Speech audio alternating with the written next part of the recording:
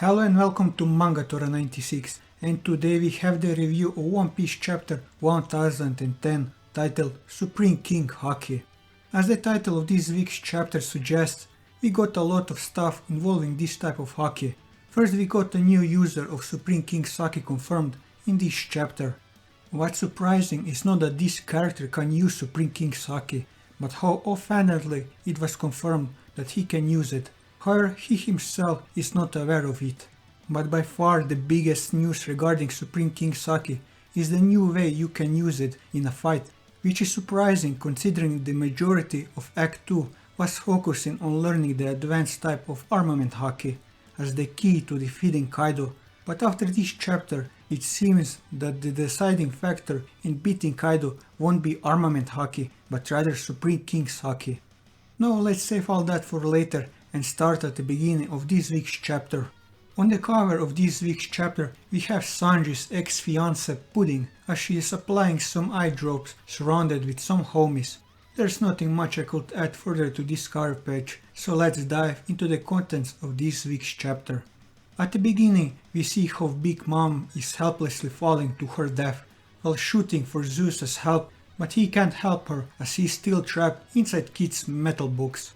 Meanwhile, Zoro is cutting Prometheus into million pieces, which is a bit surprising as in the second to last panel from last chapter we saw Zoro vomiting blood, so I thought that Oda showed us that panel that Zoro couldn't keep up after blocking that massive combo attack from last chapter, which in turn would have given Prometheus the chance to go and save Big Mom. But that's clearly not the case, as Zoro is still relentlessly cutting Prometheus into tiny pieces. Law is impressed on Zoro's durability and guts as he says that he wouldn't be surprised if Zoro had all the bones in his body broken from the last attack, and yet he keeps going. Then we move to Kaido and Luffy, where we see the result of Kaido's Ragnarok attack from last chapter, in which Luffy is lying unconscious on the floor. Kaido then proceeds to bitch about Big Mom and her situation right now, on which I must say that he really hasn't any room to talk about, as if those two would ever seriously fight one-on-one, my money is on Big Mom in this fight, as her abilities are far more impressive than Kaido's, as well as Kaido's fabled thick skin is a joke compared to Big Mom's, and as the cherry on top, Kaido's crew and territory are a joke compared to Big Mom's. Well, I had to get that out, as a lot of the fandom is regarding Big Mom as a joke, but putting aside all the jokes on which Big Mom is always on the receiving end, it must be said that those jokes make her seem more human and flawed, as if those jokes wouldn't happen, Big Mom wouldn't be nearly as likable as she is. Well, ultimately what I want to say is that if any emperor needs to be considered a joke, then that's Kaido and not Big Mom. Moving on, Kaido goes to attack Zoro as to free Prometheus, who then could go save Big Mom. In the end, that means that both Kaido and Prometheus are the ones who save Big Mom from her deadly fall. But before Kaido can hit Zoro, Law uses his room and changes places with Zoro, encounters Kaido with an injection shot to Kaido's neck. It must be said that this attack from Law did the same damage or possibly more than his Gamma knife did earlier, judging from Kaido's reaction. But this doesn't last long, as Kaido immediately sends Law flying with his Kanabo. Meanwhile, Prometheus, who picks up Napoleon on his way, are on the mission to save Big Mom from certain death. Zoro complains to Law that no Big Mom will be saved, on which Law answers that it doesn't matter, as the only important thing here was that they managed to separate the two Yonkos. Kid and Killer then go on to intercept Big Mom when she eventually reaches Onigashima. This is surprising, as I didn't see Kid and Killer to be so calm and collected as to see the bigger picture. I thought that those two would be right after Luffy, the most stubborn, and try and fight Kaido no matter what, but that's not the case, as they can calmly evaluate and leave their grudge on Kaido to the side and go deal with Big Mom themselves, as to not let the two Yonkos meet up anymore.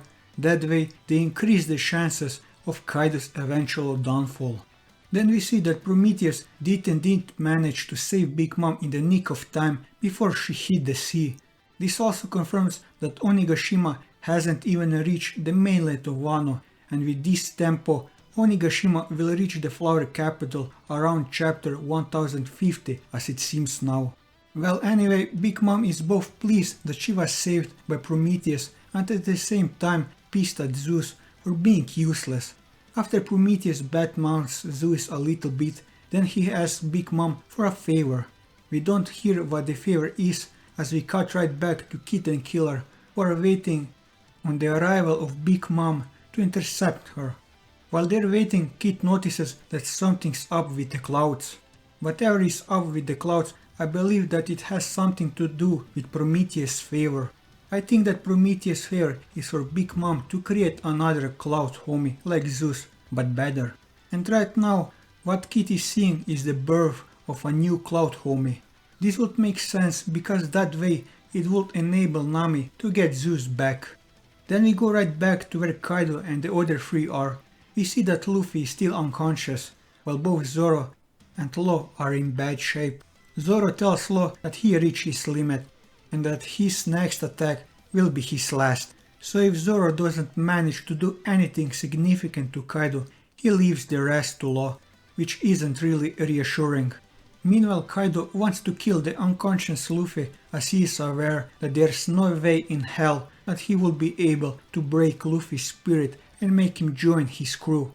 But before he could do that, Zoro stops him by saying that he should first take his head before trying to do something to his captain. And then, after exactly 500 chapters, Zoro uses Ashura, first time post-time skip. The last time Zoro used this move was in chapter 510 against PX4, and since then he never used it again until now. Kaido immediately notices that this attack is dangerous and tries to block it, but he can't, and Kaido eats this 9-sword style attack with everything that Zoro had left in his tank. Many have speculated that Zoro will be the one to open the scar that Oden left on Kaido, but Oda said no to this idea as he had a better one in Zoro making his own mark on Kaido's body, as Kaido did say that this attack will leave a scar, which is another of Zoro's great feats that he made on the rooftop. But as impressive as this is, it's still not on the same level of what Oden did to Kaido, as the wound appears to be smaller than Oden's, and Zoro didn't manage to knock out Kaido unconscious for a little bit like Oden did. But nonetheless, Zoro is only the second person ever who managed to scar Kaido in his life, and that's really impressive. As the cherry on top, Kaido is shocked to notice that Zoro used Supreme King's haki in this attack, but Zoro himself isn't aware of this, as the last thing he says before collapsing is that he only put everything he had in this attack and hoped for the best. It really isn't a big surprise that Zoro has Supreme King's haki, as it was heavily speculated that if anyone besides Luffy will have this type of haki on the crew, it will be Zoro, and the Zoro really parallels did help those speculations. But what's surprising here isn't the fact that Zoro had it, but rather on how offhandedly it was mentioned, as you would have believed if Zoro used Supreme King's haki it would have been the main focus, but it isn't, as you would have never guessed that he did indeed use this haki in the Ashura attack. Well, either way, Zoro himself isn't aware of this, so after this battle he'll need to get some instruction from Luffy on how to use this type of haki. Law tries to help Zoro, who's on the floor in pain, but Kaido intercepts this by using his Thunder Bagua on both Law and Zoro simultaneously. Law is still conscious after this attack, but Zoro on the other hand doesn't look too good. The only thing that is certain is that Zoro needs medical care immediately. He probably will get up after a while, but for right now he's done, and with everything he's accomplished he deserves a break. Kaido is shown for the first time that he's out of breath and that all of those countless attacks did have an effect on him, while he's lamenting the fact that the supernovas didn't join his crew, as Kaido states that with their help they would have taken over the world. But then the man with the straw hats finally stands up and tells Kaido that he should stop dreaming, as there's no way they would be joining an idiot like him. I must say that the shading that Oda uses on Luffy while Luffy is talking looks badass. Meanwhile, Luffy remembers his training with Hyo to learn Ryu, as he says that he isn't there yet as all the attacks weren't good enough. That's saying something, as Kaido definitely felt those attacks and Luffy wasn't even happy on how he used his haki in those attacks. Then Luffy says something shocking, and that's that he finally noticed after having eaten the Thunder Bagua for the first time in Kure. He noticed that like armament haki where you coat your body with it, you can also do the same thing with Supreme King's haki, which is really interesting as Supreme King's haki never really was perceived like something you could coat yourself with, which also brings this haki more to the forefront of this and future battles, as in the past it was just used as fodder removal or to make the clashes between two users look more epic.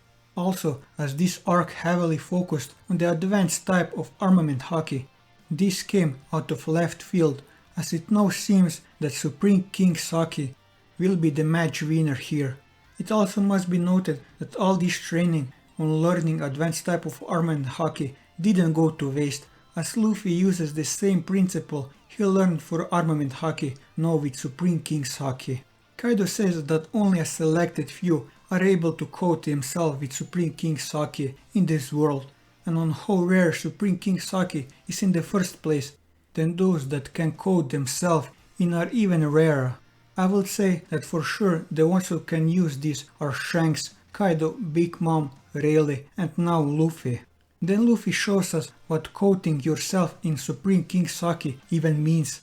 First he dodges Kaido's attack without a problem, then he blocks Kaido's Kanabo with his leg without touching it. And here we see a smaller scale clash like the one Roger and Whitebeard had in Oden's flashback, which confirms that what they mainly used in their clash is Supreme King's haki. Also those black sparks that we saw coming from their weapons on what we thought at the time to be excessive armament haki was in fact the Supreme King's haki coating, as we see the same thing now coming from Luffy's leg and hand as well as Kaido's Kanabo. After blocking the Kanabo, Luffy immediately rushes Kaido and punches him in the gut without making any contact, as we see Kaido vomiting blood. Luffy ends this barrage of attacks with an uppercut to Kaido's jaw, again without touching him, and sends Kaido flying. Kaido hits the ground as he doesn't look to be in great shape. Meanwhile, Law watches in disbelief on how Luffy pummeled Kaido right now without touching him. Luffy thanks both Zoro and Law for covering for him when he was unconscious and says that they should head down to heal and to tell everyone else that he can beat Kaido one-on-one. And with this we end this chapter. It has to be said that One Piece will be on break next week. It will resume in the next double issue, which means that after getting chapter 1011 we'll have another break before resuming in the usual schedule that One Piece had in the last 8 to 9 months. As for the chapter, it was a great action chapter with an unexpected focus on Supreme King's haki, which was welcomed. Big Mom was saved as expected and she is definitely up to no good, but that's for Kid and Killer to take care of. Zoro continues to shine with great feats, and now he also got the collar of Supreme King as the cherry on top, but I must say that Luffy takes the title of MVP in this chapter. Zoro was great, but Luffy was better, and now it seems that we'll really get a one-on-one between Luffy and Kaido. I'm a bit skeptical, as I still think that Luffy will need some help in taking down Kaido, but if nothing else, Luffy right now looks to be ready to take Kaido one-on-one, but if he's truly ready is yet to be seen. And that will be all for this video. If you like this video, leave a like, leave your thoughts in the comments below, or subscribe to the channel for more One Piece content as well as other manga content, and until next time, take care.